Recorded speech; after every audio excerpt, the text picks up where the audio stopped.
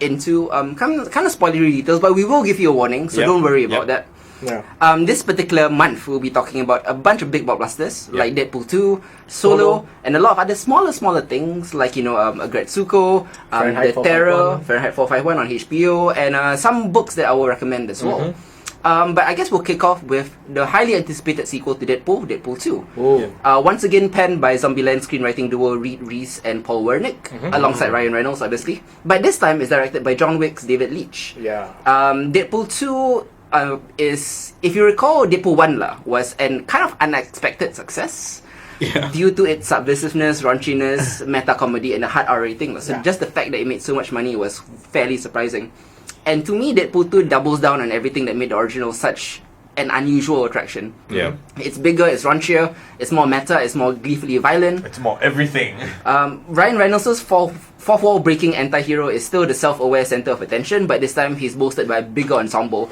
So my question to you both is, does bigger make better the sequel? That's the thing, right? Well, from my perspective, I mean, when I talked to you about it that day, I was like, yeah, it is bigger. It's more. There's a lot more. I mean, the action is perhaps, also being helmed by the John Wick guy, right? David Leitch, Right, David Leitch. The action is far better. Near flawless.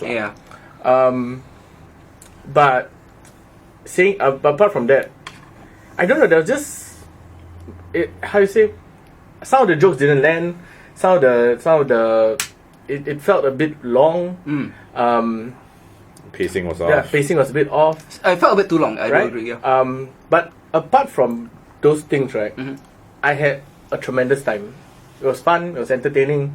I loved the characters like Domino, the X-Force guys, right? Who were hilariously undercut. We won't spoil how, but it was pretty funny. We'll spoil it later. Yeah. But that sort of thing lah. So apart from that, I had a lot of fun watching this movie. What about you, Isa? I had a lot of fun. You're right. It's so much more in many ways, but more does not necessarily equal better, I think.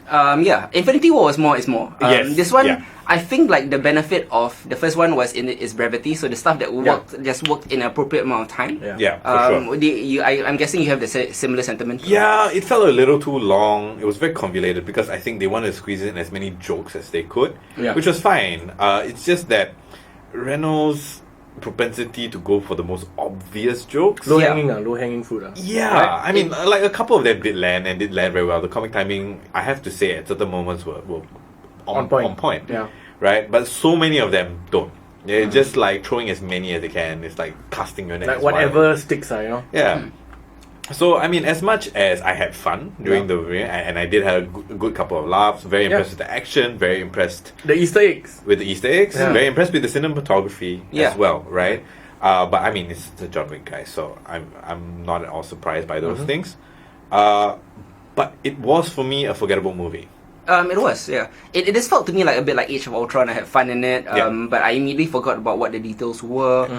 Some of the jokes, you're right, they do land, but the ratio of jokes that land to those that don't was a bit underwhelming for me. I agree. I feel like there should have been more effort made into quality jokes rather than quantity jokes. Exactly. And the first rule of comedy, as it's been taught to me by watching podcasts with comedians, is never go for the obvious joke. And they went for jokes that the audience members already knew what they were going to say before they were going to say it. That to me was a big problem. There was also the lack of stakes in it, because something like this tries to have its cake and eats it too. I don't know whether that makes sense, because it tries to be subversive, but at the same time still follows the tropes that it's making fun of. I don't know whether the novelty factor has worn off for me, but I didn't enjoy this as much as Deadpool 1. I know I'm stating a lot of complaints, but this is a movie I actually really enjoyed. What were the best parts of the movie to you?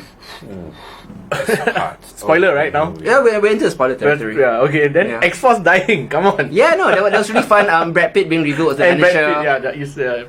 Did you realize that the two redneck guys were Alan Tudyk and Matt Damon? Yeah. I only found out after. And when my second rewatch, I was like, oh yeah. But the makeup's so good. Matt Damon was in Thor Ragnarok 2 as well. He was Loki. He was Loki, so he has had a few really fun cameos here and there. He's like Josh Brolin, both in... He was in Star Wars as well, right? Yeah. He was in Star Wars. He was one of the Stormtroopers. Yeah. So he's been in every major franchise. So was, what's his face? Daniel Craig. Daniel Craig, yeah. Here's the Stormtrooper, the one with Rey. A lot. There are a lot of fun cameos with Stormtroopers, yeah. What was your standout? What was my standout moment? I did enjoy a couple of the meta jokes, right? Obviously, the one about not being able to draw feet properly. Rob Liefeld, they're kind of throwing shade at Deadpool's own creator. For me, the standout portion of the film was Domino. Yeah, Zazie Beetz. Domino. Zazie Beetz as Domino is pretty phenomenal. I'm sorry, but I have such a huge crush on Zazie Beetz. No need to apologize. Yeah, she's amazing. And I just thought the character was very well fleshed out. I thought that her powers were very visualized very well. Cinematically interesting, contrary to what Deadpool says. Exactly, right? Well, Which I thought That was a good great. joke. Yeah. So yeah, definitely like Domino, Zazie Beetz was standout for me for sure. What's the little boy's name? The New Zealander? Fire Fist. Fire Fire Fist. Fist. I'll call him the Kiwi Anthony Soprano. Oh yeah. But my particular highlights, some of the jokes that really did land for me was the baby legs with Ryan. Ryan Wow, Reynolds. that was such an awesome scene. The imagery just stuck in my head like for a long time. It is haunting, as they say. It reminded me of Rick or Morty. Yeah. Remember the detective baby legs? Yes, for all of the extreme violence that we see, limbs being hacked off, all the blood and gore. Ryan Reynolds with like baby dick when he did the Basic Instinct cameo thing, and then when he was waddling up to Cable, that was like the most disturbing moment for me. Yeah, same. I'll echo your sentiment about X-Force being knocked off just as they have their big hero introduction moment with the action montage and the AC/DC playing and everything. That was someone, That was awesome, cool. And of course, the biggest highlight that everybody talks about is the post-credit sequence. Oh yeah. Where they went there, they went for Wolverine Origins. They went all out. X-Men Origins, obviously the movie that everyone hates the most of the X-Men franchise. Yep. They've had some really bad movies, but I think X-Men Origins Wolverine is the worst. Is by far, right? By far the worst. And they retconned it pretty spectacularly. Yeah. There is Ryan Reynolds showing up to shoot. Deadpool showing up to shoot Ryan Reynolds as he's reading the Green Lantern script. Oh, Green Lantern, that's the other one, Yeah. So, and he saved his wife. So, but that again, once again, plays to no stakes for the sake of a joke. Yes. Do you feel that this movie kind of skews more towards the Family Guy style of comedy where they're throwing references, but references to me are not jokes. Jokes are crafted. They have a punchline. There's a 1-2 step. References is just, hey, do you remember this? Do you remember that? Yes, I agree with that. Totally. Yeah. That's what a lot of, the X-Men thing. Yeah. Right, when the X-Men showed up for 1 second. Yeah. That's another, it was fun. It was great. Yeah, but there was no, references are not jokes. And you're right, it's Family Guy syndrome. So it's a Family Guy thing. The theme of family, I think was nice. Oh, I like that. Pat Benatar's We Belong Together and everything playing in the climax. That's very cool. Oh, I was a bit disappointed that Teenage Negasonic Teenage Warhead. Yeah. Okay, I got it half right. She was I think 2 lines? vastly underutilized. Maybe 2 scenes. 2 scenes. She was one of the highlights of the first movie. I think in the first movie she was the Domino of this movie. So people wanted more of her, but she was basically cast aside, obviously because of her bigger ensemble. Same thing with her girlfriend Yukio. Who was very very cute, but kind of a throwaway character as well. What I will have to point out is, unlike stuff in WB and unlike stuff in Marvel, they actually went there and portrayed a lesbian relationship on the big screen, which hasn't actually been done in a superhero movie before. Not yet. Let's say, okay, for example, Star Wars, we will talk about Solo later. Donald Glover claims, or Disney claims, that Lando is a pansexual. They claim that Valkyrie is bisexual or lesbian. Makes sense. They claim Wonder Woman is a lesbian. But they can't claim representation when they don't show it on screen. Exactly. And this is the J.K. Rowling problem also. You can't just say Dumbledore is gay without actually representing him and try to claim representation. And most recently, Glad has called them out on this for trying to have their cake and eat it too, and that's not cool. And Deadpool actually went there, and it's so easy to do. All you have to do is watch Legends of Tomorrow or Supergirl just to see how easy it is to craft an organic. It's just like any other relationship. It's not just because they're lesbian doesn't make them like so difficult to write. Love is love, right? Not to get all SJW here, so I'm probably gonna move on. Let's move on. But I know what you mean. You can't just represent without representing. Yes, and that's been a big issue for WB and Marvel, and I'm glad that Fox has gone there. Not bad. Good job, Fox. Good job, Fox. Next, we'll move on to Solo, A Star Wars Story. Obviously a prequel, the newest movie from the Star Wars franchise, focusing on the origin of young Han Solo, starring Alden Ehrenreich, Donald Glover, Emilia Clarke, Woody Harrelson, Tandy Newton, and much more. The big story following the Solo production has been its troubles. Most famously, Lord and Miller was fired. Almost into post-production. Miller, right? Chris Miller, the Lego movie, Helmers, 21 Jump Street, 22 Jump Street, stuff like that. Arguments between Kathleen Kennedy kind of sparked that. There was an acting coach hired for Alden Ehrenreich because apparently he couldn't capture the spirit of Han Solo or Harrison Ford. Yeah, Harrison Ford. And then Ron Howard brought in to direct or essentially fix the movie at the 11th hour. You're supposed to do the post-production, right? Basically just recutting, editing, and he ended up reshooting 70% of the movie. Yep. Given all the troubles, do you think that Solo succeeded? Come on, we had so many conversations. I said, "Oh my God, Solo's going to suck so much, right?" Yeah, of course. Right. So I had fun. exactly. Yeah, I had fun. And It was a pleasant surprise, right? I expected it to be so much worse. Me too. It was supposed to bomb. Like by all accounts on paper, it would have bombed. Yeah. I mean, okay. We will talk about the toxic Star Wars guys later. Yeah. But wow, that movie actually was fun. Yeah. Not as fun as Deadpool, Not No, as fun right? as Deadpool. Yeah. Not nearly as fun. but that was unexpected. Not a great movie. It's a good movie. It's a fun Yeah. summer movie. It's an above average, barely good movie. Yeah. And I thought for what it was, it's a miracle that it's not goddamn disaster. And Yeah. Ron Howard should be applauded for salvaging this. Oh come on, it was coherent throughout. The Yeah. pacing was fine. Because this was kind of the cut is like a Frankenstein movie monster, like kind of pieced together from footage of two very different filmmakers who are Yeah. making two very different movies. Yeah. And you, like you said, it's surprisingly more coherent than say Justice League was, which faced Exactly. the similar problem. Yeah. And also that Justice League had similar weight of fan expectation, Yeah. made under similar circumstances, and I thought Solo was far more successful than Justice League was. Oh, definitely. It is admittedly a low bar.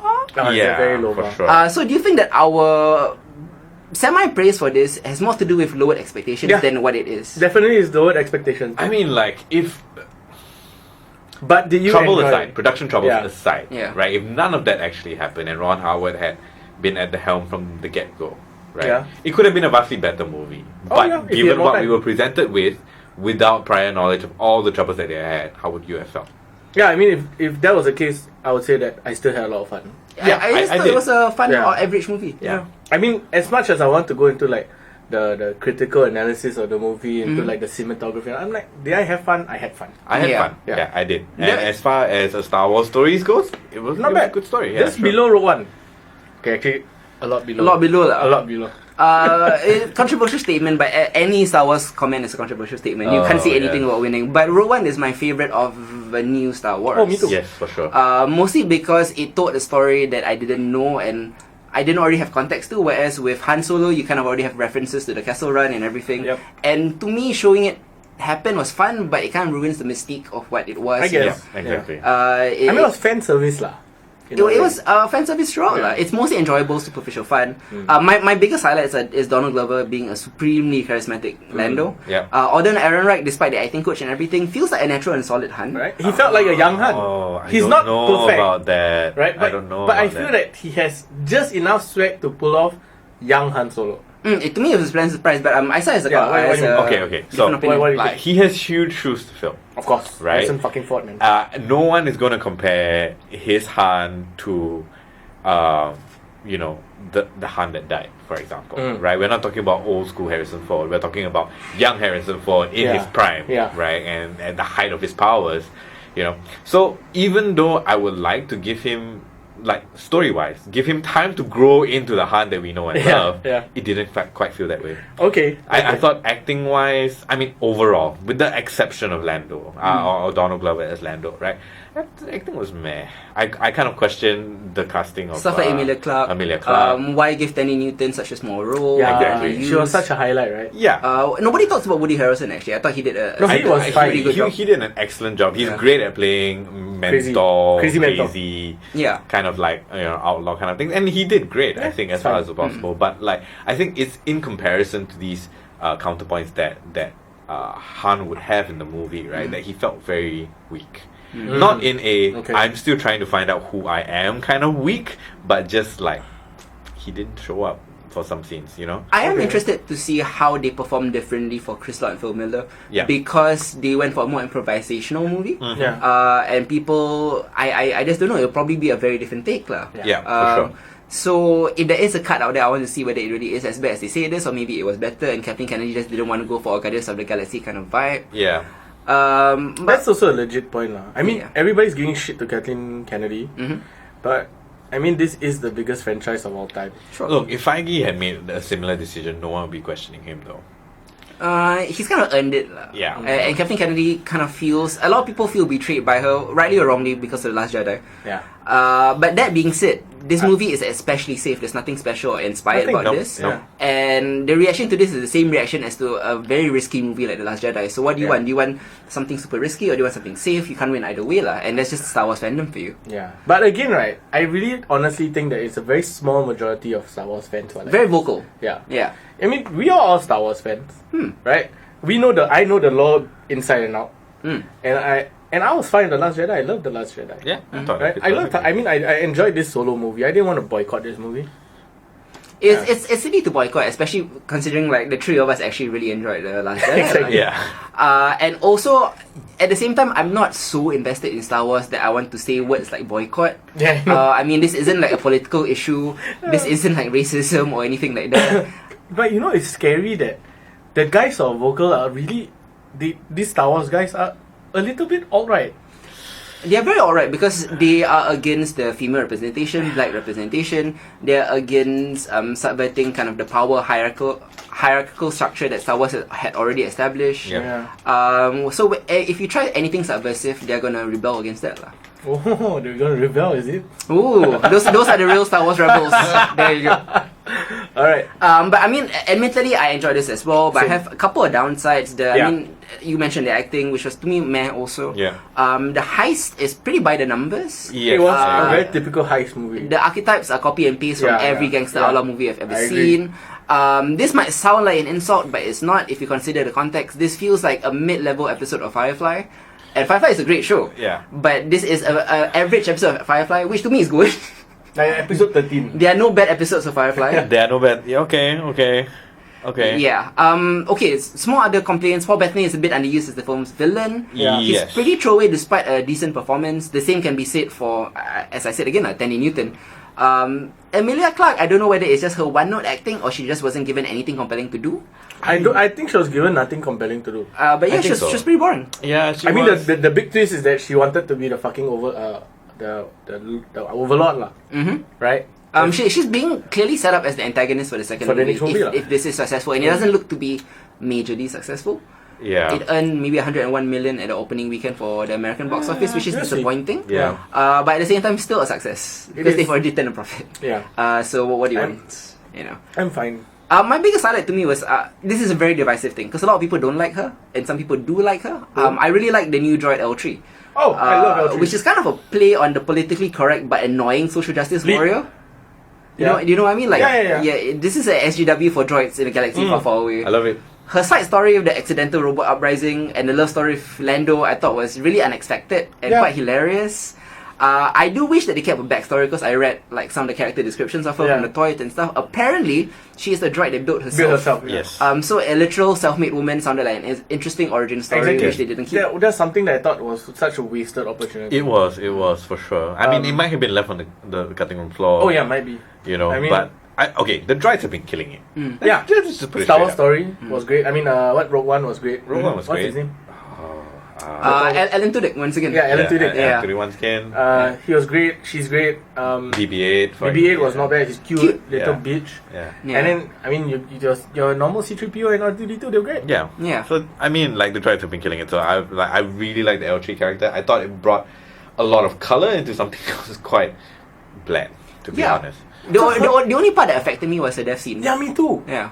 But then she didn't really die. She got integrated to the ship. Yes. I It like was that. then taken. She's a bit like Gideon from Legends of Tomorrow. You know? Yeah. She's now the ship. Yeah, She's she's now the now the Millennium ship. Falcon. Which Or is like quite interesting. or like Farscape, you know, because the ship is the living, breathing thing. Yeah. I didn't mind that. What do you think about? Okay, so Phil Lord and Chris Miller, why they got fired was because they got rid of the script entirely and tried to improv.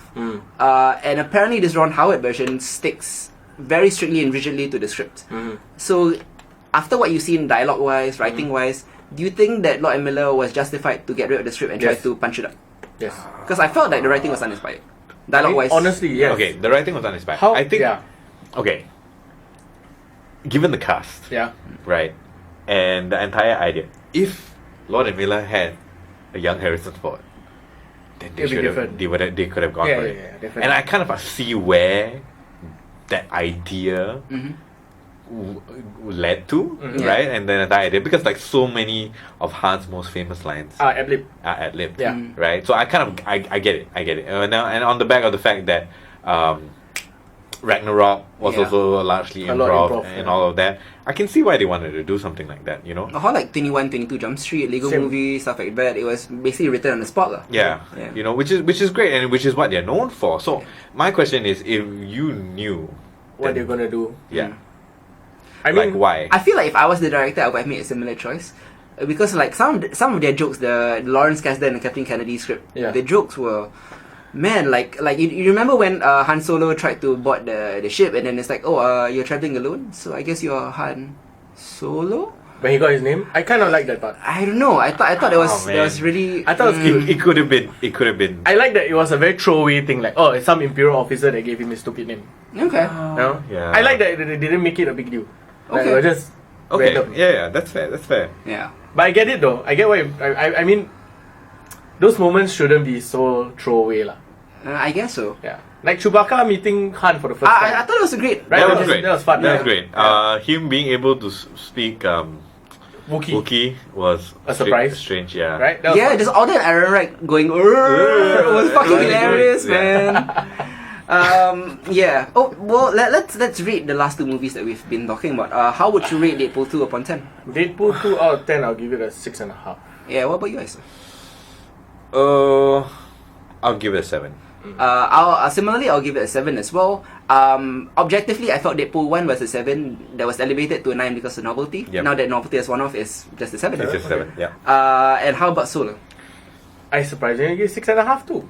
Ooh, okay. Yeah. Passing marks. Passing mark. Passable. Because I had fun. Yeah. That's the thing. If I had fun, it's fine. I'll give it a 6.5. Yeah. Yeah. Solo for me is a 6 upon 10. Okay.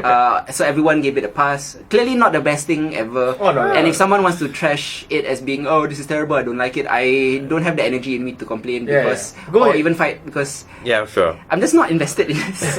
Same. I want to move on already. Yeah, it's like it's okay. Same thing with Last Jedi. We enjoyed it a lot, right? But at the same We time, move like it's not like the greatest thing ever where I want to defend it to the high heavens. And if people hate it, it's like okay, sure, Hate sure, lah. bro. You're entitled to your opinion. That's right. That's Yeah. right. Let's move on from the world of movies to the world of TV. Yay! Now we'll be talking about the second half of Agents of Shield season 5. That was fun. Right. Yeah. When it comes to genre shows, Yeah. the shows that end up being my personal favorites or the most rewarding are growers, not showers. Yeah. Stuff like Buffy, Farscape, Star Trek TNG, Takes a while. and most recently Sense8, rough first seasons Mhm. grew into itself and found a special place in my heart because it feels like you're growing along with the Yeah. show. Similarly, with Agents of S.H.I.E.L.D. had a rough first season, but has since grown into one of the most dynamic sci-fi action adventures on the TV. best. With an ensemble that I adore. Now in its 5th season, it feels like it's in full throttle. Mm-hmm. A couple of genre equality episodes ago, we discussed the first half of season 5, leading up to the landmark 100th episode. And this time we'll be discussing the climax to the 5th season, which to me was goddamn awesome. It was. But let's begin with Hadi, because Hadi didn't participate in the 100th episode discussion. Yeah. He's since caught up, so what do you think of season 5? It was mind blowing. Yeah, man. Wow. Yeah, man. It's crazy. How did that happen? Like, who would have thought 5 years ago you told me that Agents of S.H.I.E.L.D. is going to be one of the best, Mm. what superhero TV series out there? Action, I'll laugh adventure, at your sci-fi, face. fantasy, Right? everything, yeah. Everything. Wow. I mean, I can't believe how much these characters have grown on me. Yeah. Like Chloe Bennett and Quake, right? Quick, yeah. Wow, she's so good. All the character Like, development all of that they them. made for her this season. Ming-Na, who does she play? Me, Agent Me. Agent May, yeah. Yeah. Everybody is just so, it's just perfect. Like those 5 seasons, 6 seasons now, 5 seasons. I mean, bland characters like Fitz and Simmons in season 1 Don't you are love them now my favorite characters on almost any show. Hands down. Yeah, hands down. Their love story, literal star-crossed lovers, because Exactly. sometimes they're separated by stars. It's pretty amazing. Like, it's got me really invested. This season in particular was very twist heavy. Yeah. It felt like they had like an average of 3 or 4 big twists per Per episode. episode, right? Yeah. And it could possibly get tiresome if the twists weren't so amazing. Yeah. Every time I just go, I'm like, what? Yes. My mouth is open. I'm just staring at the computer and like I have to pause. Yeah. Did I just watch that? I mean, the thing is, like, for a time loop story, Yeah. you would think it would be predictable. Yeah. But it wasn't, because this was a very unpredictable season because they were trying to break a time loop. Yeah. So the characters that survive in the future, you can't expect them to survive in the future because they're trying to break the loop. Yeah. If they are successful, they will die. Exactly. You know what I mean? So that makes a lot of stakes. Like, oh, I want them to prevent this apocalypse, but at the same time, oh no, I don't want my characters to die. Can you find a way around it? Yeah. And it's really cool. My favorite, I've said this the last couple of episodes ago, Fitzsimmons' arc is my favorite arc this season. Him trying to balance Hydra Fitz, this aspect of his personality in the framework. This is whole redemption story. Yeah, with his more caring and loving side. His darker side is obviously necessary sometimes to fight villains, to get out of tough situations. Kill people. Yeah. Because he really is like Saul Goodman, you know, like not Saul Goodman, sorry, Mike from Better Call Saul. Yeah. Yes. Like no half measures, you know. But at the same time, it also, the dark side jeopardizes his relationship with Gemma and his other teammates like Mac, who's very black and white, very Captain America-esque. To me, she was also pound for pound the undisputed champion of creating awesome villains. How many compelling villains have there been in recent years? From Ward to Hive to Lash, Daisy's parents, all the various heads of Hydra. You got Ada/Ophelia, you know, our Madam Hydra. Yeah, and this year alone, they had the Kree Overlords Cassius and Sinara in the future. Right. In the present, you had General Hill and Ruby. And then in the end, you had General Talbot turning into Graviton, which was fucking insane. What the hell? So all these villains in one season. Right. Yeah.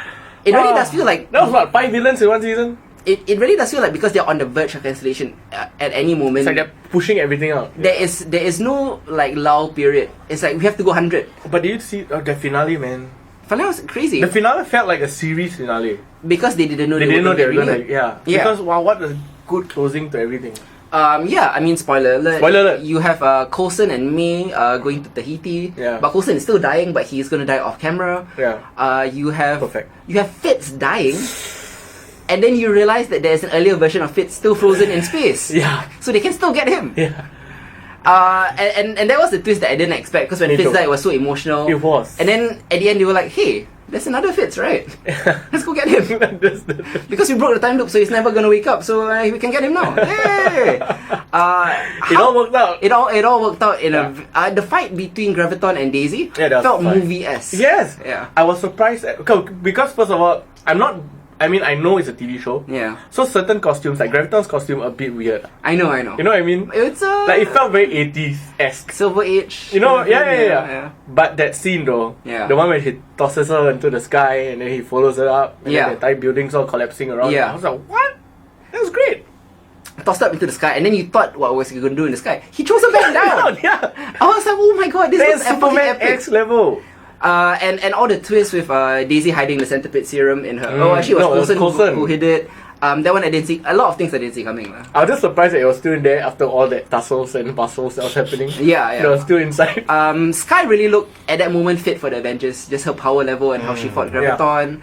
And I thought Graviton had kind of a solid plan to beat Thanos. Oh yeah. Because his power seems very OP, very Omega level. Yeah. And Thanos without the stones, I think he could have beaten him. Yeah, definitely. But he crazy so he's another villain that you have to stop. What do you think about how S.H.I.E.L.D. tied into Infinity War? Brilliant. A lot better than Captain America when they tied into the Captain America, was it? Civil War? Yeah. Winter Soldier. I thought Winter Soldier was great. Oh sorry, Winter Soldier. Winter Soldier was the fall of Hydra. That's how they turned Ward from a bad hero to a good villain. Before that. Was it Avengers? It was Avengers, right? Maybe. First season. Season 1 was they tied in with Avengers. No, season 1 started when Winter Soldier started. Oh, I didn't like that one. Yeah, no, Winter Soldier was in the 17th episode and that's when they turned.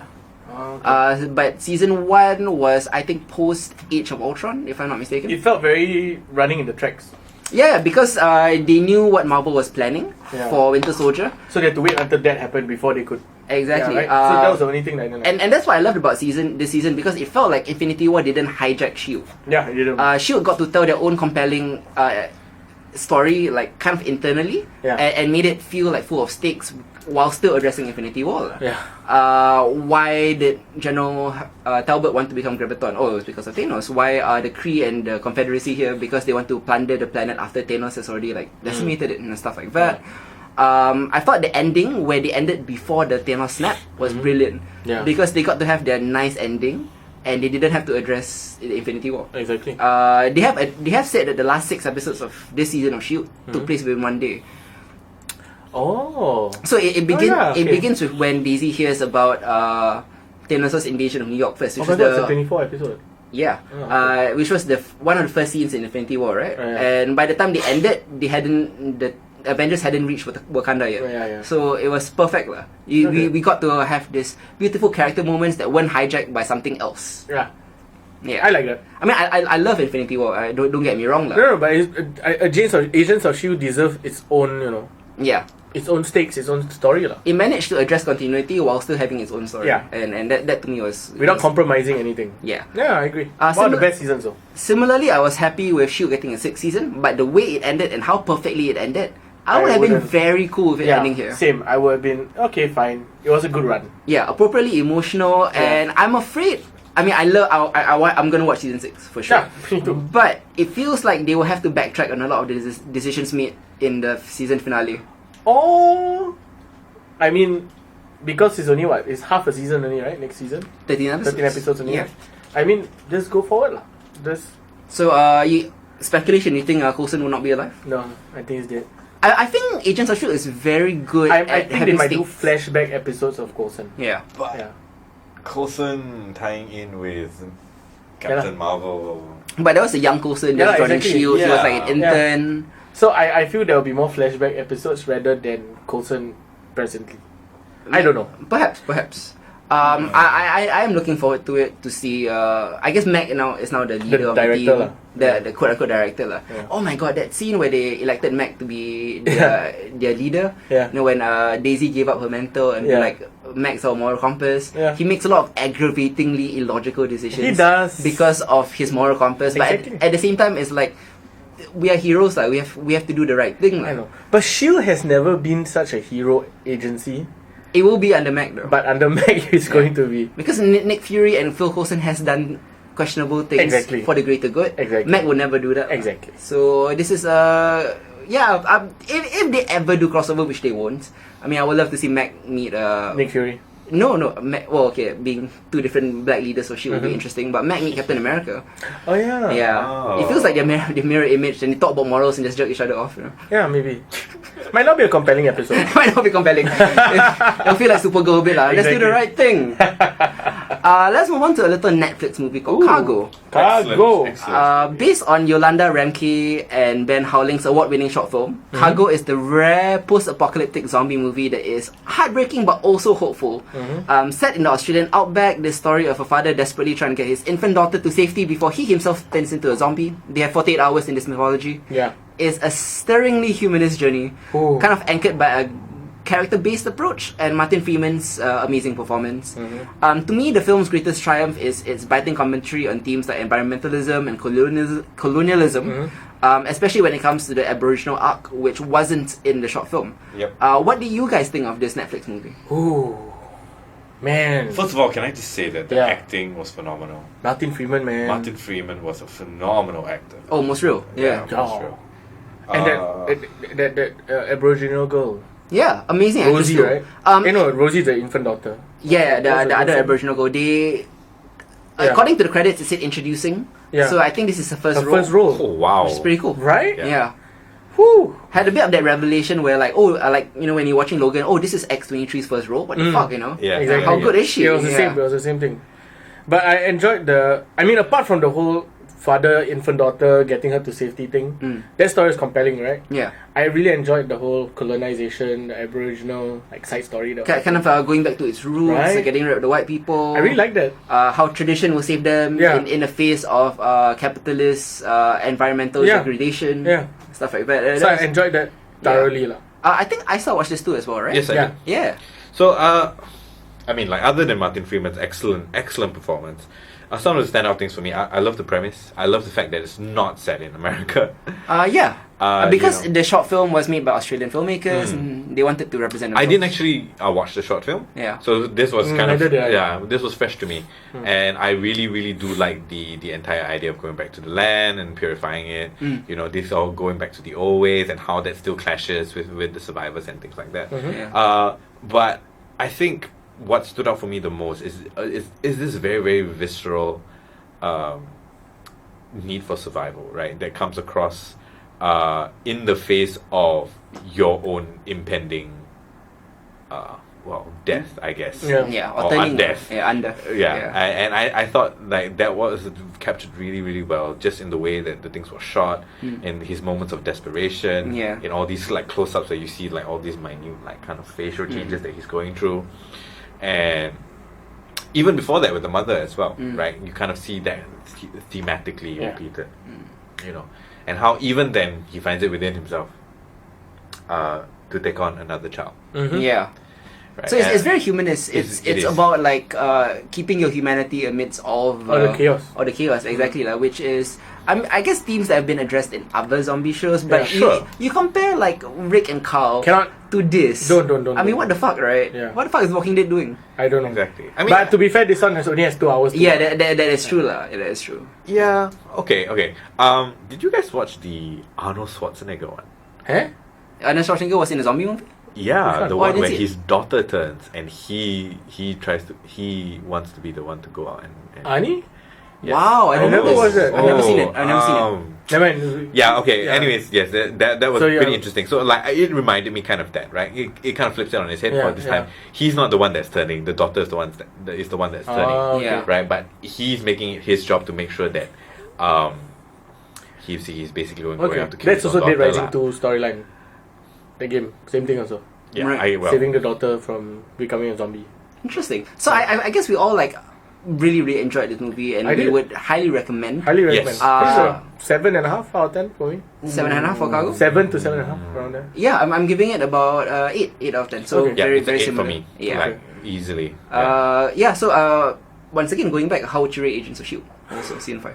I'm sorry, but this is going to be 8.5 out of 10. Mine is a 9 out of 10. I love Agents of S.H.I.E.L.D. season 5. Me too. Yeah, I mean Graviton's costume, that's the only thing that I didn't like. But that's really the only thing I didn't like. Yeah, so for those keeping track or those who care, Agents of S.H.I.E.L.D. season 5, 9 out of 10 and 8.5 out of 10. Cargo is an 8 out of 10 for me. 7.5.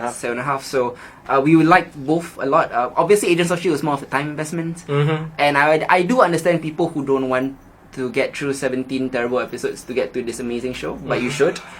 I mean, if you think about Star Trek The Next Generation and Buffy, but we're in an age where there's so much content that people are unable to invest time in shows that take a while to get going, so that's sad lah. I mean, I feel that Agents of S.H.I.E.L.D. would work on like a Netflix schedule or Hulu schedule rather than a network schedule. Sure. Yeah, I mean DVRs, man, that's the best thing ever. Yeah. Well, we'll see like where things go. They only have 13 episodes left, so Yeah.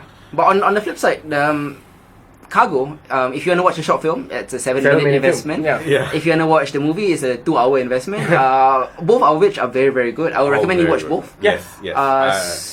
So I'm down with that. Go for it, man. Let's move on to a little segment I like to call Quick Hits. Okay. Where, because of the nature of my job, where I watch TV and movies all day to write about it, I have more time just to consume pop culture stuff lah. So tell us. So Hadi and Isa, have lives. I don't. So I'm gonna come on. I'm gonna fill them in on some of the good and the bad that has been happening this season, and I'm gonna begin with one of the best that has happening this season. What's the best? Adapted from a book by Dan Simons, it's a show called The Terror on EMC. Okay. To me, it's a kind of a slow-burning, sophisticated, atmospheric exercise in like dread and misery. It's about this nerve-wracking expedition into the icy heart of darkness. It's a bit like Apocalypse Now, but in the Arctic. Centering around Royal Navy ships, the HMS Erebus and the HMS Terror, which kind of become landlocked when the sea freezes over. So both ships' crews must survive hunger, intense frigid weather, each other, and unimaginable mystical horrors beyond. So although they are prepared for this because these are veteran Arctic explorers, so they are prepared to be landlocked and they're stocked with supplies for 5 years. Okay. But the cold never ends, and this show takes place over 10 years or 8 years. I'm sorry.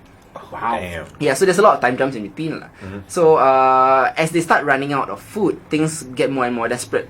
And it gets even more desperate when you realize that the tin cans that are holding their food, they were solded with lead, so they're all suffering from lead poisoning. So they're suffering from dementia, hallucinations, and stuff like that. They start turning on each other because of that, or they start dying. So it gets worse and worse. And as the years progress, and the ship keeps getting higher and higher because the ice just stacks up, there's no thaw during summer, it becomes very, very intense in terms of the power dynamics between desperate men. And also, there is a strange, weird creature that's hunting them because they accidentally killed a Native American. Oh, not Native American, I'm sorry, one of the Eskimos. Inuits, yeah, that's what I was talking about. This series is very beautifully shot. The landscape, the ice and the whites is very, very gorgeous, but also ominous. It envelops you into this, I don't know, just an infinity of white. Like I become scared. Okay. It's like being claustrophobic, but in a huge space. I don't know how to explain that. It's fine. I get it. Because you feel trapped. It's by the same. suffocating. It's suffocating. It's just like white blindness. It's just white everywhere. Yeah. You cannot see where it starts or ends. Indeed. And as with all good horror allegory, the frightened are often more frightening than what they're frightened by. Okay. Indeed, the terror does a brutal job in showing you what desperate men are willing to do, and that is more frightening and brutal than what monsters do. Okay. And the terror does a terrific job of intermingling the factual and the fantastical, because this actually did happen. The HMS Erebus and the HMS Terror were real ships with real crews. They read the journals and they tried to recreate it as faithfully as possible. Damn. So they were stuck for 8 years. Yeah. Damn, son. But they only found them like 20 years after. So they found a campsite. Towards the end, they decided to abandon ship and walk to the nearest post, which is 1,800 miles away, and they died in the weather. Yeah, so they found campsites where people were just trying to walk to safety, and they couldn't. And they found these journal entries kind of describing monsters or the horrors beyond, but you don't know whether they really are monsters or whether it's just lead poisoning. Because they discovered when they did autopsies in the body, they discovered like severe lead poisoning. Because they've been eating all the canned food over the years. Correct, exactly. Damn, son. Yeah. Wait, I heard this story before. It's a true story and a pretty famous tale of a Royal Navy ship expedition that went awry. I didn't know there was 2 ships. I always thought it was just 1 ship. Yeah. So the Terror is named after obviously the HMS Terror, but apparently it's going to be an anthology series on AMC, and they're going to do a season 2. I was wondering how they're going to do a season 2 because the season 1 ended so definitively. It's like Titanic season 2. But I was glad they said it was an anthology series. Okay, and so it's another story. Another story, but based on a terror. Okay. So I think that's okay. That's okay. That makes sense. This is one of the rare shows. Very few shows on here I rate 10 out of 10. The other one was Counterpart. This is 10 out of 10 for me as well. Wow. Yeah. I'm catching that tomorrow. Nice. But you haven't seen Counterpart, so we'll see. I watched already. Oh, you watched already? Yay! 10 out of 10 shows. Let's not talk about it. Alright. What's next? Next, I'm going to talk about a new anime from Netflix called Aggretsuko. Excellent. Yeah. I haven't watched it yet. Tell me about it. Let me just say, unlike other anime on Netflix, this is more in common with BoJack Horseman than anything else. What? Ostensibly a workplace comedy centering around the struggles of a red panda, Aggretsuko quickly transcends its kiddie veneer to address some very grown-up issues. It deals with misogyny in the workplace, sexual harassment, gossipy colleagues, and overwork in a capitalist environment. Our main character, Retsuko, hates the job so much that the only way she can deal with her rage is by screaming death metal songs during karaoke after work. So like every episode she goes to karaoke and like just screams a death metal song about like whatever has happened to her that day. Her boss has picked on her, her colleagues have gossiped about her, stuff like that. From office politics to dead-end romances in the office, the show is entirely too relatable for millennials caught up in the capitalist grind. Okay, I get that. Who could have thought that such a subversive and feminist gem could come from a cute anime based on a Sanrio character? Exactly. That's the thing. Yeah. You have thoughts about Aggretsuko as well? I mean, like, just generally, when I first started watching Aggretsuko, I was like, okay, this is new, I've heard good things about it, right? People will... The character was already popular, right? The moment that Sanrio debuted it, with very little kind of backstory, but they basically said, she's a working class girl, she basically goes around, she's an office lady, blah blah blah blah, but likes to express herself through death metal. That was the entirety of her character description when Sanrio debuted her character. For that to have evolved into what it has become in this anime is quite mind-blowing. It's a bit like BoJack Horseman meets The Office. BoJack Horseman because of the animal representations and The Office because of the office politics. Yeah, exactly. To me, this is an 8 out of 10. Wow. And because of its low time investment, 15 minutes per episode, it's very easily bingeable. Oh, Yeah. I'm going to do it today. A few weeks ago, I set aside my Saturday. I didn't want to go out. I thought, this is Aggretsuko day. I watch it. Then I finished it in 2 hours. I was like, oh shit, I guess I can go out. Yeah. I'm done. I'm done. I'm done. This Very, whole very season. easy. I Alright. really hope they continue. Okay. Yeah. Me too. Next up is a show that I only recently got into, and a lot of people have been encouraging me to get into it. It's What's a it bit called? of an Agents of S.H.I.E.L.D. kind of thing where it had a bad first season, Uh-huh. but people said season 2 and season 3 were amazing, and it's a show called The Magicians. Oh. It's adapted by I Sarah. haven't watched this yet. Yeah, it's adapted by Sarah Gamble and John McNamara from a trilogy of fantasy novels by Lev Grossman. Yeah. So The Magicians is about a group of grad students at a school for magic called Brickbills. While the premise is reminiscent of Harry Potter, the show's laser focus on character and themes over plot is more spiritually akin to Buffy the Vampire Slayer for me. Okay. As I mentioned, The Magicians had a bumpy beginning, but it's since grown into one of the most brilliant and confident young adult genre shows Try the on Buffy TV. beginning also lah. Buffy season 1 not great. Yeah. But yeah, it's become very, very confident and very audacious Okay. creatively in the subsequent Okay. seasons. And season 3 to me is its most creatively ambitious yet. Because in the season 2 finale, just to give you mild spoilers, Ah, it's they killed a literal god, a god of magic in the season 2 finale. This bunch of kids. And after they killed the god, magic is erased from the world. Wait, pause for a while. Yeah. How old are these kids again? High school? High school. Okay. Slash maybe like pre-college, like So 18, like 19. 16, 17, 18? To 20 is the max lah. Okay. Yeah. Maybe somebody got retained, who knows. Who knows? Yeah. Okay. So the magic is erased from the world. So in season 3, rather than kind of course correcting and introducing more magic into a show called The Magicians, they decided to use the opportunity to explore how damaged our protagonists are in a more grounded environment. Wow. Because when they are introduced, some of them are suicidal, they suffer from mental illness, some of them have familial issues, and magic has been a nice way for them to escape and maybe face bigger fantastical threats. But now magic is But when gone. they're taken away, what are they going to do with their lives? And I thought that was an unexpected narrative choice for season 3 and a very brave one for a show called The Magicians. Yeah. Obviously, magic does eventually come back, but they Of spent course. the majority of the first half of the season just dealing with this, and I thought that was great. There are convoluted plots, concerning about the return of magic. But the character bits hit hard this season, and that's why I loved it so much. Okay. And they also have a musical episode, and as you know, I love musical episodes. I know. So this is a 9 out of 10 for me, just for season 3. Wow. Season 1 is a 5 out of 10. Okay. Season 2 is an 8 out of 10, and it's getting better. So it grows on you lah. It grows on me. Okay, yeah, got it. Grow is not showers, man. Okay, I Yeah. get that. Well, thanks. Next one is the Netflix show. Netflix is a common theme in this, and every episode, to be honest. Yeah. It's a show called The Rain. It's a haven't watched Danish. this It's a yet. Danish series. How's it? It's kind of a combination of post-apocalyptic fiction with young adult drama. Okay. That's nothing new lah. But the Danish series The Rain might be one of the best in recent memory to function within those familiar tropes. Set after a deadly disease has wiped out most of the population, and the disease is spread through hazardous downpours through the rain. So they all have to hide in underground bunkers and wear like gas masks and stuff like that. Like lethal acid rain. I don't want to spoil that for you. Oh, okay.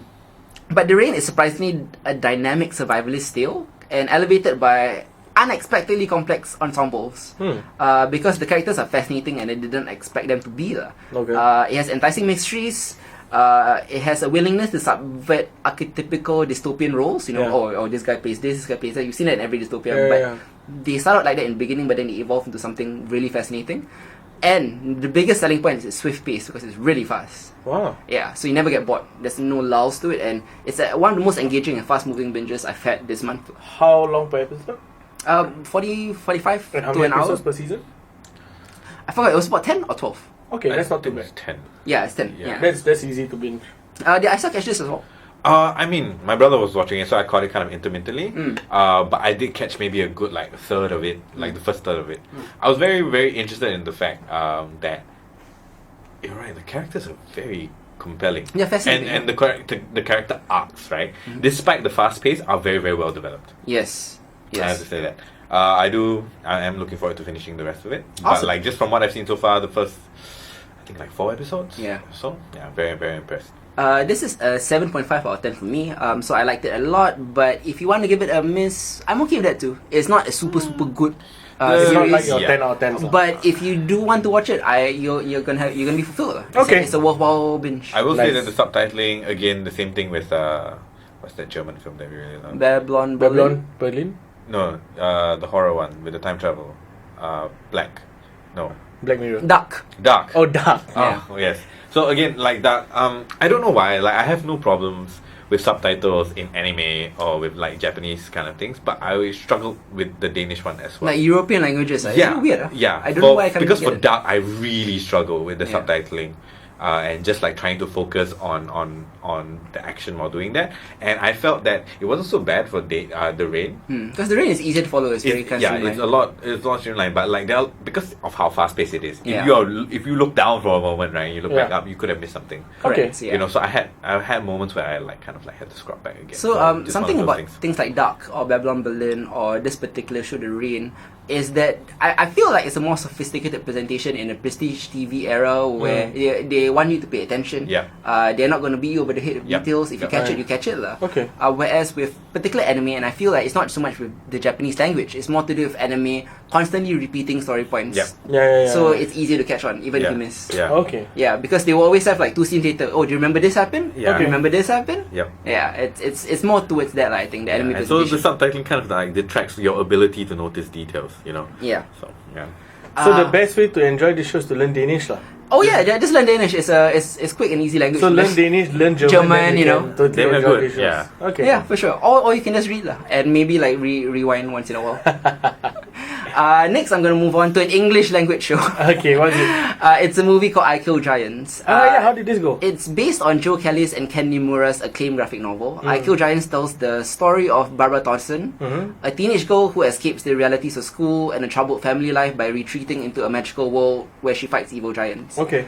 Now, my biggest concern with what Hollywood would try to do with Barbara is to make her likable, because she's an incredibly unlikable character. That's the point lah, right? Yes, that's the point, because she's going through a lot. Okay. And I'm glad to say that she remains very difficult, abrasive, and downright unlikable here, because it makes it a more honest portrayal. Okay. The key to getting us to sympathize with such a fucked up character who grates on you a lot is the performance of a young actress by the name of Madison Wolfe, who does a wonderful job at bringing out Barbara's inner turmoil to bear with expressions and body language.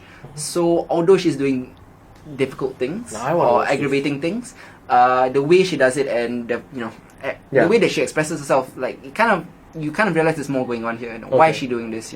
Rather than that's just an asshole. So there's some sympathy for the character. There is some even though sympathy. She's For sure, but she is really aggravating, and that's the way she was in the comics. I get it. Similarly, the film's depiction of how a child can process grief and how fears can manifest through fantasy is extraordinarily touching. I Kill Giants is the kind of sensitive, magical, and touching story that A Wrinkle in Time wanted to be. But this one succeeds, whereas A Wrinkle in Time didn't.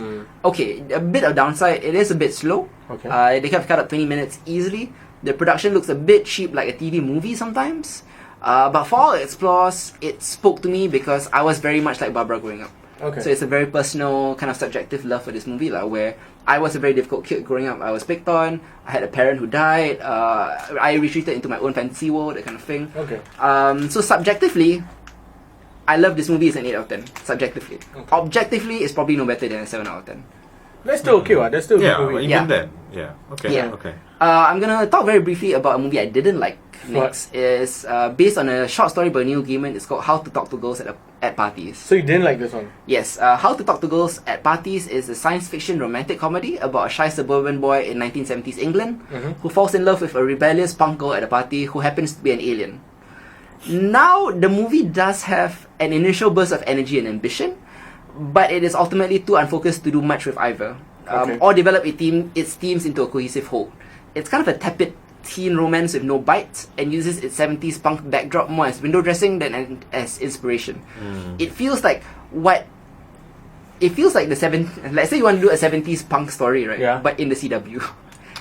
It has like now the itch or the rebelliousness of actual 70s punk. Ooh. It's totally missing that, and it's totally been, for lack of a better, it's not whitewashed. Whitewash is a different term, but it's just been watered down. Okay. For all its rebel yell spirit, this movie becomes an exhausting exercise in posturing and vapidity and just trying to look like punks But actually, without any authenticity. no soul in it. Yes. So by the half-hour mark, you'll get pretty tired of it. This is a 4 out of 10. Wow. Yeah. Okay. Interesting. Next up, I'm going to talk about 2 CW shows that recently ended their... The Arrow. It's The Flash and Arrow. The Flash and Arrow. We have previously covered... The Arrow.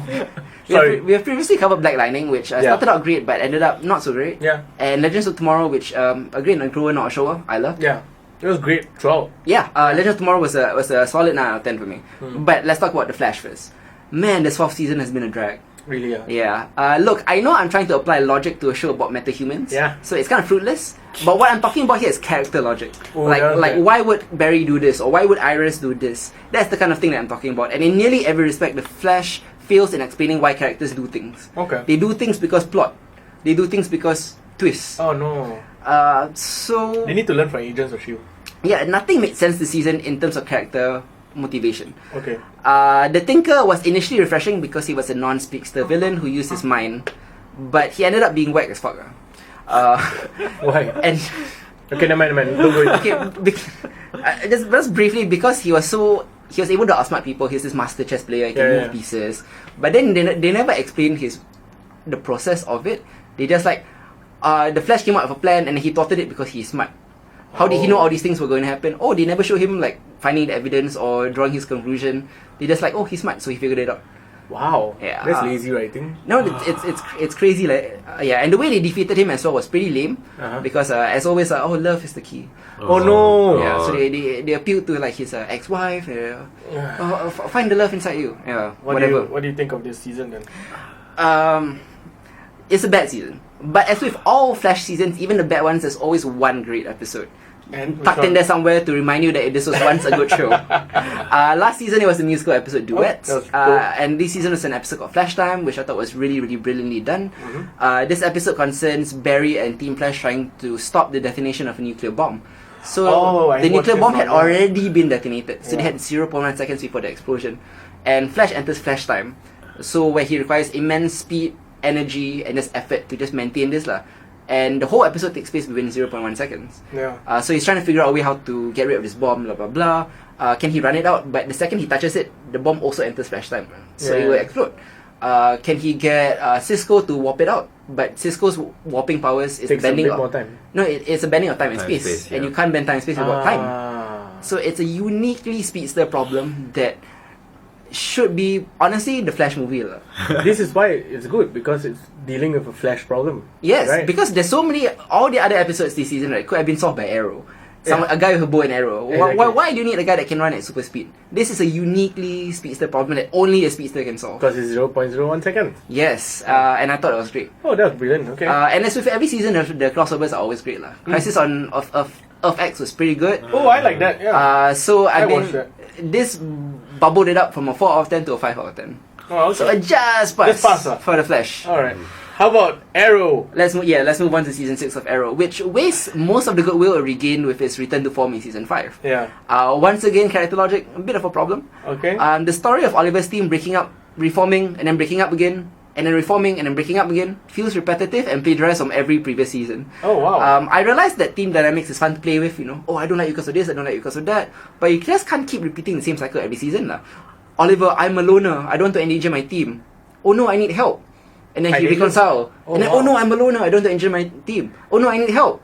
And then it's just that cycle, it's a cycle. Okay. over and over again, and it's fucking We stupid. did one season. We've been 6 seasons, but this particular season they did it like 3 times. Wow. He breaks up, reform, breaks up, reform, breaks up, reform. Wow, that's a bit tiresome. This is the definition of a toxic relationship, like if you've ever been in one. So Oliver's team is a toxic relationship. Yeah, Oliver is the abusive boyfriend. Oliver is a toxic boyfriend. Yeah. Oliver's arc as the mayor was fairly interesting, as his impeachment storyline and his indictment as the Green Arrow when he found out he's the Green Arrow.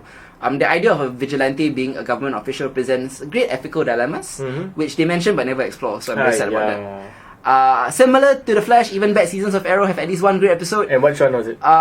So to partially redeem it, there's episode called The Dragon. It covered the origin story of our current big bad called Ricardo Diaz. Okay. So it tells the story about him growing up in an orphanage, his quest for acceptance in organized crime, his insecurities that drive him, and he has a final scene where he burns his childhood bully alive, which is obscenely dark for the CW or any network, to be honest. And it succeeded with character logic because it gave me character motivation. Yeah, okay, that makes sense. So hey, one good episode. Okay. This is a bit like Capuchon from season 5 of Arrow, you know, where Arrow is being tortured by Prometheus and all of that. It went dark, it went gritty, it provided a great backstory and good character motivations. So at least they can do that 1 out of 23 times. So does Arrow pass? As bad. Okay, wait. One other good point. As bad as the other episodes can get, and not like The Flash, you can always count on Arrow for an amazing fight sequence every episode. Okay. Because they do hand-to-hand combat really well.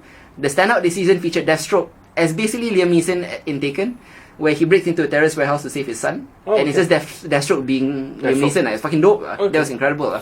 And all of this elevates it to a 6 out of 10. Wow. Oh, that's a surprise. Just pass. Even with the whole destroying of season 5's political capital that they built up. Yeah, but it was still just pass because, okay, a lot of people on the internet, they like to claim things are the worst, this is terrible, or things are great. But for someone who watches as much as me, I realize there's a wide spectrum in between great and really bad. Oh yeah, definitely. And having seen how bad The Flash was, The Arrow isn't that bad. Okay. Fair enough. So that's perspective for you lah. Perspective. Okay, Yeah. I get that. And that's it for Quick Hits. Alright. Yeah, we're gonna move on to a movie on HBO called Fahrenheit Fahrenheit 451. 451. Am I the only one that watched it? Yep. Maybe. This is an adaptation of the Ray book, Bradbury right? post-apocalyptic Yeah, novel I was like, where... what, 65 years ago? A long time ago. Yeah. Where firemen in the future, they burn books to stop knowledge. Mm. How does this modern day adaptation compare? Okay. Take it away, Ali. Wow. First of all, there's a lot of hate for this movie. Yeah? Everybody online is like just giving it shit. Is it? And I get why. Okay. You know? Like it's a very I mean they're trying their best to modernize this thing, right? Sure. The book. I for the life of me cannot remember this book. I read it like twice when I was 15. Right? But I can't really remember the details of the book.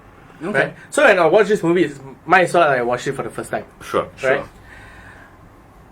I have to say first of all you have two great actors in Michael Shannon and Michael B. Jordan. The two Michaels. Michael B. Jordan, right? Yeah. Great guys. Yeah. Right? Michael B. Jordan and Michael Shannon just bouncing off each other is just great to watch. Okay? The idea of instead having social media being this all encompassing thing and all that, right? Like having like they go into missions, right? And they are getting film while they're doing the missions, while they're burning the books and all that film, then you can see them getting the likes and all that stuff, right? So all these firemen who have fans, you know, so people ask them, what do you want to say to your fans and all that, you know, the kind of thing lah. So it's very social media, very reminiscent of Black Mirror lah. They fan the fires. Oh. I went there. You did, right? So overall, I felt the acting was fine. Yeah. I thought the pacing was okay. I mean, it was a 2-hour movie. Oh. Yeah. Okay. 1 hour 49 minutes lah. Okay, to be exact. To round up lah. Yeah. It's I enjoyed the fire sequences, the use of fire as this cleansing thing lah. You know, they want to destroy all the old world, you know, to rebuild so that the new world doesn't have to remember all this baggage lah. Yeah. You know, but there's something about burning books, right? Which just hurts. Sure. You know, when you see a book being burned, right? Yeah. There's just this very weird feeling of pain.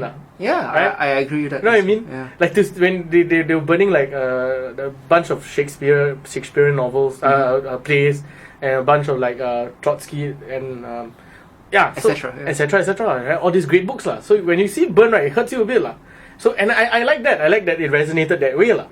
Overall, I enjoyed the movie. I thought it was okay. Yeah. It wasn't great, Sure. right? I feel that if you read the book, you most probably wouldn't like this movie just because I think it's taking it to a direction that might not be similar. Okay, but know? like an adaptation doesn't have to be. Exactly. That's why I enjoyed it.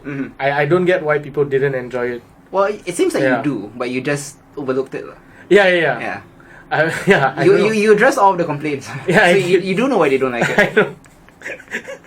But you were able to see past it to see what they were trying to do. Something like That's that, what you said. yeah. Okay. So like people thought it was unconvincing, this whole social media thing. You know, it wasn't as strong as the previous book. But because I have no frame of reference, Yeah. that's why I feel that I'm fine with it. Okay. Yeah. Sure. I thought the book was, to me, right, okay, obviously it's part of the holy trinity of dystopian books alongside 1984 and Brave New World, right? Yeah. But it is a solid third place in that trinity. Yeah, for sure.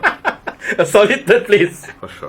Yeah, okay. So it isn't, to me, it isn't sacred text or anything. Yeah, same. But I guess a lot of people grew up on these books as either learning it through literature or it spoke to them. As with all adaptations, there's always going to be blowback if you are not faithful. Yeah. But I'm not a big fan of being faithful to the extreme to a source material, because an adaptation has to give you something different. Yeah. If not, what's the point of adapting? Yeah. Exactly. Yeah. I mean, all the blowback with how Damon Lindelof wants to adapt The Watchmen to me has been a bit unfair. Same. Because if you want it to have, if you want it to be a shot-for-shot recreation of The Watchmen, go fucking read The Watchmen lah. I agree. Yeah. It's not. You don't expect a movie to have the same kind of Exactly. resonance lah.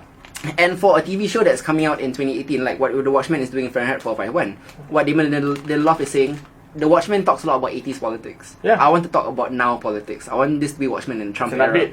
Yeah. So it will seem really stupid if he talks about Reagan and shit in this time of political crisis that we have I right now. agree. Why not commentate on what's happening right now? Yeah. And Alan Moore used The Watchmen to commentate upon comics as a medium. And Damon Lindelof wants to commentate upon television as a medium. And I think this is spiritually the most accurate you can represent The Watchmen. It is. Rather than just a Zack Snyder frame for frame, I'm gonna film exactly what's there. You know, like his 300 style. Yeah. Yeah. That didn't really work.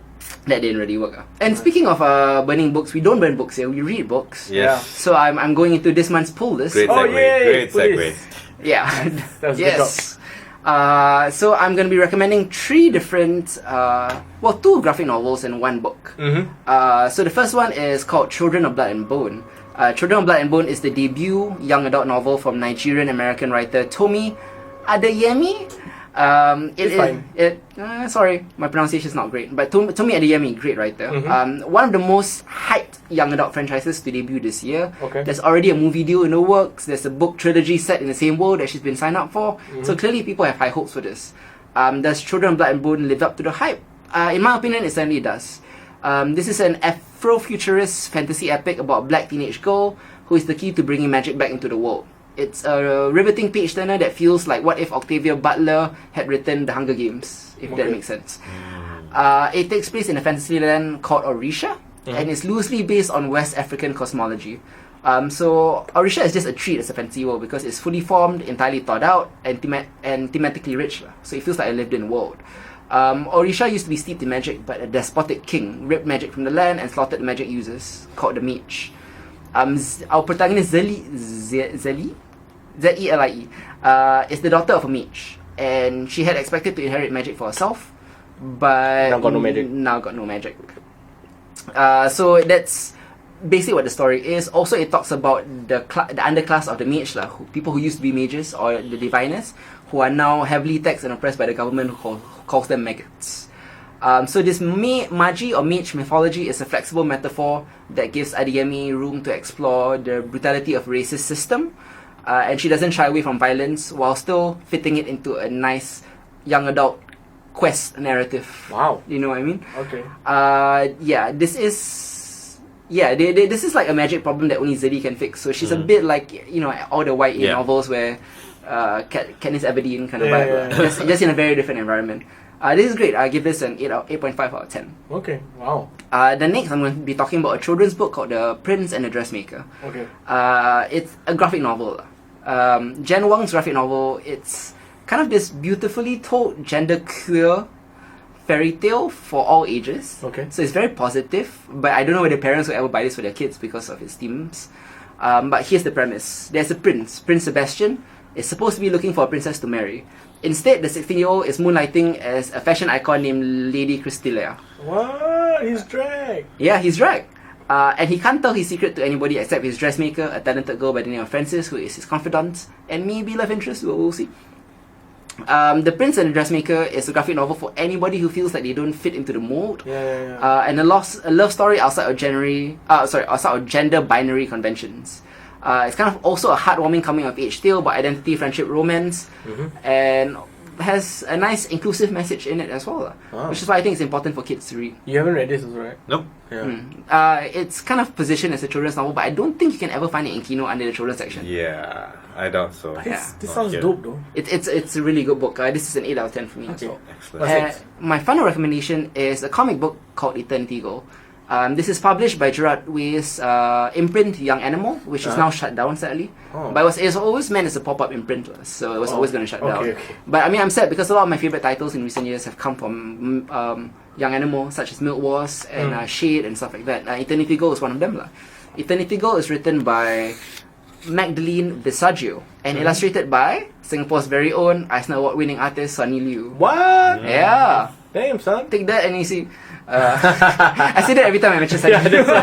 Take that, NEC. Yeah, anyway. So this is his new project, and that's why I picked it up. Oh, okay. This 6-issue series is a mini-series. It follows a superpowered agent called Caroline Sharp. And she tries to get back on the horse following an incident which I won't spoil, but it traumatizes her. Okay. A bit Jessica Jones-ish. A little bit. So Caroline is depressed and traumatized, and Eternity Girl doesn't hold back with his depiction of mental illness. It's a brutal and beautiful comic that uses superheroics and the super body to explore disassociation, suicidal ideation, and dysphoria. Upon reading interviews with writer Magdalene, I learned that these issues are intimately familiar with her because she struggles with it on a daily basis. Okay. And that's why this comic book feels so authentic and harrowing. Caroline's power, she's a shapeshifter. She can transform herself into everything from a large human to a big steel monolith to even noxious gas. So, whatever lah. Whatever, because she has control of her atomic structure. Wow. And this leads to a sense of body alienation and a displaced sense of identity, which leads to depression. That's what the story is about. Magdalene herself explores this aspect of depression from a super specific angle because she's a trans woman and also autistic. Oh, wow. So this is a depression fueled by body dysphoria, manifesting as like depersonalization, derealization, and disassociation, which she herself feels in her real life, like being a trans woman and being autistic. Sonny Liu's art does a great job expressing all those themes as well. The interiors are like an interesting mix of a Daniel Klaus style lo-fi indie comic book for her more mundane aspects of her life, and with Silver Age art to contrast her anxiety and the mundane and the weird and fantastical, because she's also a super agent. Super agent. Yeah, but she also has a mundane life, which is just a normal person, kind of trying to deal with depression. So I think this comic book is amazing. It's a fantastic job. Easy to read because only 6 issues, and all 6 issues are out already. Nice. This is a 9 out of 10 for me. Wow. Excellent. That's it for The police. the. I keep hearing the police. The police. The pool list. The pool list. Yeah. And since you're ahead of time, we're very on schedule these Not days. bad, Yeah. guys. Very, very excellent. Let's do a short, kind of a preview of what we're gonna do at the end of the year. What are we going At to the do? end of the year, sometime in January, we're gonna recap our favorite TV shows, movies, literature, and stuff to listen to. Yeah. But let's do a little mid-year report. So, Hadi, what are your top 3 genre TV shows for the year? And I'm gonna go. Ooh, top 3 Yeah. Agents, definitely, number 1. Okay. Yeah, Agents that's about it lah. Wow. Number 1, 2, and 3. Number 1, 2, and 3 No, because the rest are not really that great leh. Okay. Like, I mean, in terms of TV series lah. Sure. Right? Honestly, The Flash wasn't that great. I stopped after like 5 episodes. Arrow, I stopped after 5 episodes. Legends, I recommend. Oh, Legends though. Legends second. Sorry, I forgot about Legends. Yeah. Yeah, Legends is a good second. Cool. I cannot find a third. Can you find a third for me? Well, it's moment to answer. Yeah. Maybe you'll find Either? some inspiration for answer. Top 3 genre TV shows up to this point. Oh, wait. My Hero Academia. Oh Nice. shit, I forgot anime is counted, right? There you go. Yeah. Right, Yeah. My Hero Academia, easily the best anime right now. Yeah. Right. Hands down, and it might have been for the last couple of years. Yeah. Great. I love where they're going with this. I love Midoriya, like, what they're- man. Yeah, He's a it's moron. such an amazing thing. Detroit Delaware Smash. Detroit Delaware Smash. What a stupid name. Yeah. Or random states. Yeah. Yeah, random state. Not even random cities. So that's one for me. I think Expanse this season has been great. Excellent. Thank God for Amazon picking it up. Yes. Yeah. Shout out to Amazon. You done right. Yeah. The Expanse? Yeah, Yes. season Yeah, 4. yeah. So they picked it up again.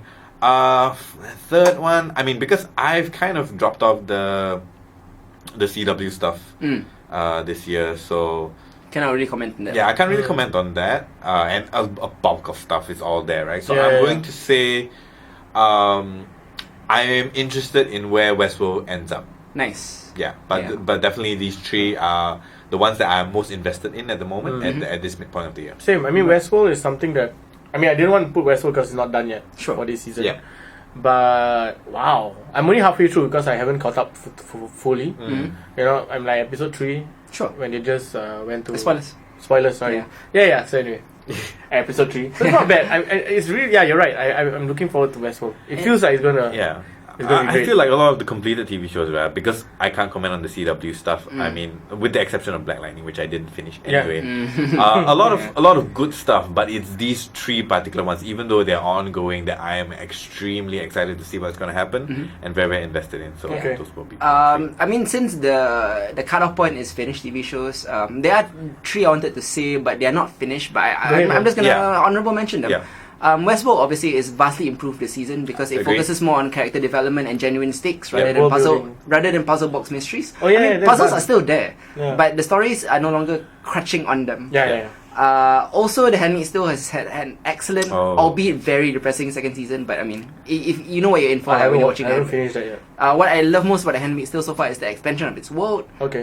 Visiting the colonies and all the different parts of Gilead. They did that? Yeah. What? Rory Gilmore.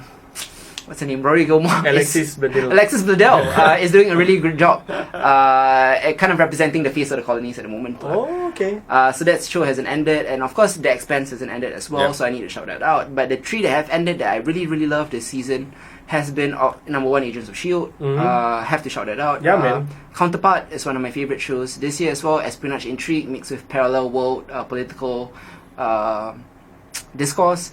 And The Terror, which I just talked about. Yeah. yes. Okay. Yeah. I'm really excited to watch The Terror now, though. Awesome. Yeah, It's me slow too. burning though, so That's fine. don't fall asleep. Oh.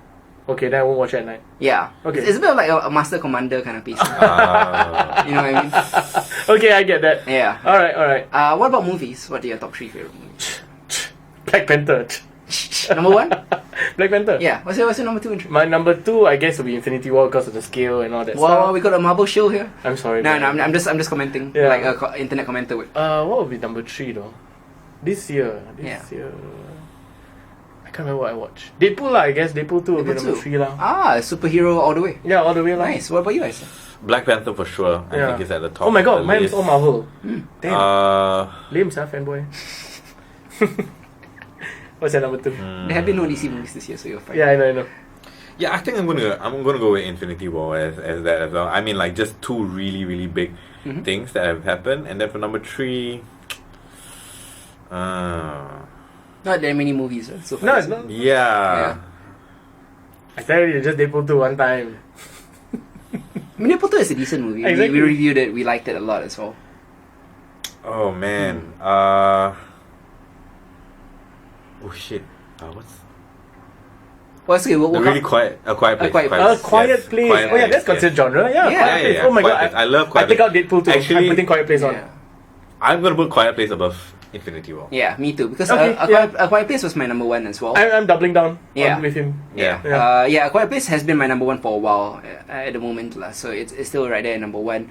Number two, I have to say Annihilation, which was on Netflix, although Oh it's no, not no, really I in prefer Black cinemas. Panther. And number three is Black Panther. So I love Infinity War. It didn't quite make it there Okay. as of yet, but maybe it'll make into my top 5 at the end of the year. Maybe. Although with movies like Hereditary and stuff kind of opening soon, I doubt it. Yeah. We'll see. Yeah, we'll see. Yeah. Alright. Next month we'll be talking about a bunch of stuff which I can't really recall. I think Westworld will be ending its season. Yeah, Yeah. we'll be done by then. Yeah, maybe The Handmaid's Tale as well. Expanse as well. The The Expanse. Expanse will be out already by then. It'll be done by. Oh, be done by It's then. out. It's out now. Yeah. Oh shit, it's out already. I've been watching like 5-6 episodes already. No, I need to catch up. Yeah. Okay, So what else? Expanse is definitely worthy a catch up. So I think those are the 3 big titles we're talking about next month. Ant-Man and the Wasp. Ant-Man and the Wasp, I think it's July. July, is it? Yeah. Okay. Yeah. But I'm sure there's a big movie release that I'm missing right now. alright. Jurassic World. Oh, Jurassic Jurassic World. World. I'm quite hyped for that actually. It's Chris It looks Pratt. really good. It's gotten some favorable reviews. I'm very surprised because Jurassic World 1 was not. crap. I don't go so extreme to say it's crap, but it wasn't my favorite Jurassic Park movie. Let's just say that. It just needed to run heels a bit less. Yeah. And this has been John Equality 6. I'm Yeah. Hitzer. I'm Hardy. I'm Isa. We'll catch you next month. Bye-bye. Bye.